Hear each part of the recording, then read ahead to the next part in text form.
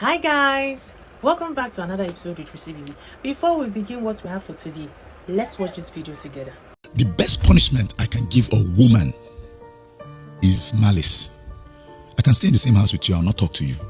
If you cross the line, my wife knows now, I am the king of malice. I'll not talk to you. I will be whistling with my children. Oh, I love you. I'll be doing all those things. I say, okay, daddy's going out. What do you want me to buy for you? I'll go out, come back late. That is the beating that suffices physical ones. Why you go and beat a woman, then what? I don't do that. So anybody that says from any corner, crack or crevice that brings out the proposition that I beat women, so the person is a big fool because I support women. This video, it made me understand that a lot of people are actually going through things in their marriage, in their relationship. Seriously. Because so many people feel like once it's not domestic violence, then you have no reason to, you have no other strong reason to leave that marriage. There are so many grounds for divorce now, not just domestic violence. It's because domestic violence is more like physical. So once people see that your eye don't they go, don't tell you to leave the man, don't wait until it gets to that. It must not be physical abuse, please. We all need to be careful. I need you guys to understand that there are various grounds for divorce. It is not only domestic violence, please. Your mental health is very, very important. This video is funny, but it's not funny. I was just looking at it. It's funny, but it's not funny. It's not funny. When I watched this video, it now made me remember that I actually read a similar story. Because like I will always tell you guys, if you have a personal experience that you would love to share, or you have any question, or you just want to say something, or advise people, kindly send it to coupleschronicles@gmail.com. So I actually got a message from someone, and I'll be reading it out now. So I saw this video, then I read the message, and I decided to merge the two in this video. Because a lot they happen for people marriage. So let me read out the story from my mail. Hi Rusi, I've been watching your video for a while now. And honestly, I never thought I would be the kind of person to send a story like this. From the outside, my marriage looks fine. In fact, some people envy us. We post family pictures together, attend events together, laugh in public, and everybody says things like, you're lucky to have a man like him. But I'm tired, not physically tired, the kind of tired that sits inside your chest. My husband has never beaten me before. See what I'm saying? So sometimes I even question myself and wonder if I'm overreacting. But little by little, I feel like I'm disappearing inside this marriage. Everything with him feels like control hidden inside love. If I talk too much, I'm disrespectful. If I stay quiet, I'm acting childish. If I complain, I'm ungrateful. If I try to explain how I feel, he tells me I'm too emotional. At first, I used to defend him. Even to my own family, I would say that's just how he talks. He didn't mean it like that. Marriage is not easy.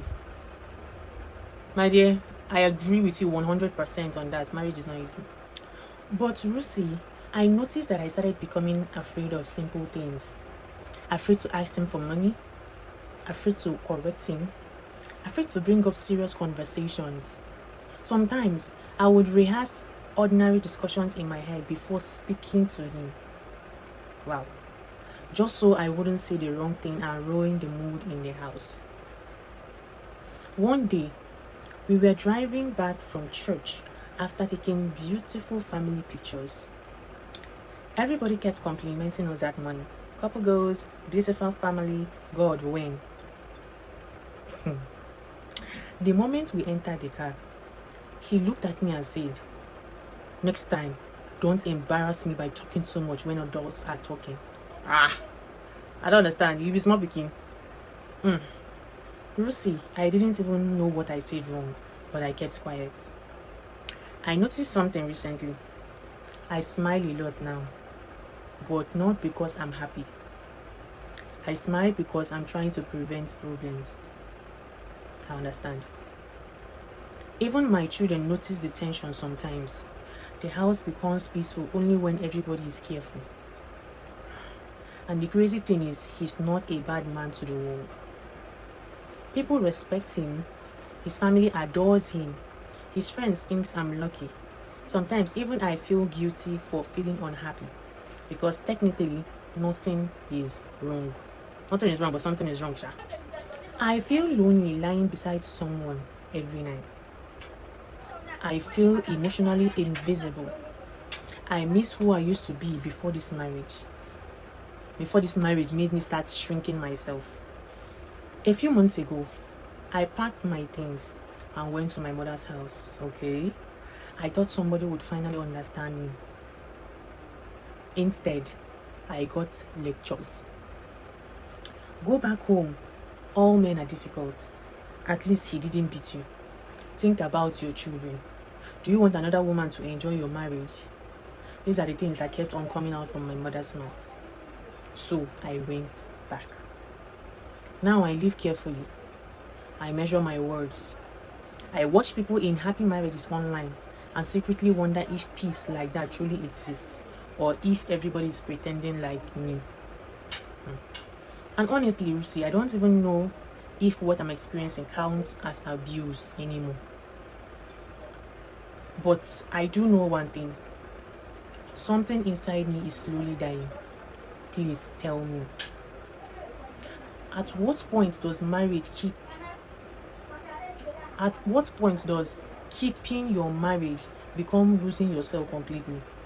And if someone is no longer physically hurting you, but emotionally breaking you little by little, should they still stay? This is a very serious question. Please hide my identity if you share this story. Like I will always say, anybody that sends me a story or any message to my mail, coupleschronicles@gmail.com, your identity will remain anonymous. Yes, I'm not here to expose anyone's identity. I'm here for us to learn, to unlearn, and to relearn. Please, we're not here to expose anybody or expose what is happening in anyone's home. It's not what we are here for. We are here for you, not to start looking for who be the person with this kind of bad thing they happen to. No, that's not what we are here for. So of course, everybody's identity will always be kept anonymous, hidden. Yes. So this story of this lady, I don't really know what to say. I don't know if you guys have anything to say about this story. Please can you drop it in the comment section. But seriously, I don't know what to say, because I feel like it's either I need to hear from the husband as well, or I don't just have anything to say, in short, or there's more to the story. That's just it. Or I need to hear from her more before judging, because sometimes you could be contributing to your spouse's reaction without you knowing. So in things like this, I don't just judge when I hear from one side of the story, but there is something I want to say as an advice, but I would also like you guys to advise her as well. So what I have to say to you, my dear, is that your feelings are valid. I understand you perfectly. I'm not here to support you or to support your husband. I'm not here to judge you or to judge your husband. I understand you. You know, a lot of people don't see emotional pain as anything because it's not as obvious as physical abuse. You understand? But emotional pain hurts. It hurts as much as physical abuse, as physical pain. Yes, it does. See, I'm not going to tell you to leave your marriage. No, I will not do that. That is not what we are here to do. I'm not here to tell you to stay or to leave. That is your decision to make. If you decide to get a divorce, fine and good. But I am not going to tell you to do that. Rather, what I would say is, before you make any decision of staying or leaving, I want to have an open but honest conversation with your partner. Because nobody should be shrinking in their marriage all in the name of peace. No, that is not how marriage works. Please. So you need to talk. I don't know how you're going to do it. I understand that you have to pick your words and be careful of what to say and all of that before you can even speak to your husband. It's not supposed to be like that. But I need you to find time. Call your partner. Find the best time, best mood I don't know how you're going to, but just do it. You know your partner more than anyone else. So I really hope you make the best choice, you make the right decision. I wish you and your partner healing and peace. Thank you so much for reaching out to us. As I was telling this story, I know that a lot of people can relate. Yes, they understand. Why? Because they've been there. They are in it. They are also facing that kind of thing.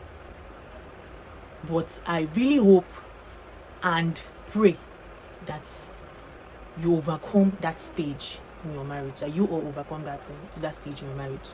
See, this emotional abuse, I need you guys to also understand that it's not only women that go through emotional pain, emotional abuse in their marriages. No, a lot of men go through a lot of things. I know that so many women are hurting emotionally in their marriages, but there are also some men that are drowning. They are disrespected, they are mocked, they are manipulated, they are taken for granted. There are women that they show their men pepper or forget. I'm not saying now women's story 92 cars for social media, but a lot of men are going through shit in their marriages, especially those ones that don't have money, the ones that cannot provide for their family. They are going through shit, I'm telling you, emotionally. Let's leave the physical one apart for both men and women. You see, emotionally, there are marriages where the woman, they use mouth, finish man. The man will be going through emotional pain, and nobody says anything because there are no physical attacks, physical abuse is not involved. There are no bruises or scars or beatings involved. Are you waiting for you to get to that level? See, the most dangerous marriages are not always the loud and violent ones. You see those silent ones, they can be dangerous as well. Especially the one covered with fine pictures, luxurious cars, luxurious lifestyle and all those things. Now that one, the worst pass. Now that one, the dangerous pass. And when you're going through such emotional pain and you decide to maybe share your story with maybe like your parents or siblings or friends, some, not all, some of them will be like, you can manage now. It's not just probably manipulation or disrespect or whatever it is that he said to you that is paining you or whatever emotional pain. They are not even slapping you and you're talking. You know those kind of comments that you get when you share such stories. That's why so many people don't even talk when they're going through things like this. No, it's not supposed to be so. It's not supposed to be so. I understand that no marriage is perfect, and your partner is not perfect. You're supposed to accept your partner, their good and bad side, of course. That you're supposed to compromise. There are times when you need to compromise. Yes, because two of you are two different people. But there is a difference between normal husband and wife misunderstanding and being emotionally exhausted in your marriage. Like, it's as if you're losing yourself, you're losing your identity. This one is no longer compromise. You're losing yourself. It is not the same thing. Please. So you need to understand the difference. So in summary, what I'm trying to say is that there is a difference between patience and emotional imprisonment. Yes. See, I'm not trying to say that once you're going through emotional pain in your marriage, you pack your bags and leave the marriage or fight for divorce. No. But what I'm saying is that people need to stop seeing emotional pain or emotional abuse as nothing. As far as he's not beating you, then it's nothing. No. It needs to stop. It is bad. Emotional abuse is as bad as physical abuse. Some people even say that it is worse, but it is as bad as. Both of them are the same thing. Abuse is abuse, and abuse is an abuse. Please. One final question before I leave for today's episode. If a marriage is not physically violent, but one person is emotionally dying slowly, if the person was a friend or a sibling, would you tell the person to stay? Simple question, yes or no. If yes, give your answer. If no, give your answer. So that is all for today's episode. Thank you so much for watching my video today. Thanks so much for listening. And please, do not subscribe. Kindly subscribe to my channel. Also like and comment on my videos as well. Thank you so much for watching. And don't forget to keep sending in your stories, your personal experiences. If you have anything to say about love, dating, marriage, relationship, and divorce, kindly send it to couplechronicles@gmail.com, or even have advice or personal experience, whatever it is related to what I just mentioned, send it to couplechronicles@gmail.com. So that is all for today's episode. Thanks so much for watching. See you in another episode with Rusi Baby. Bye.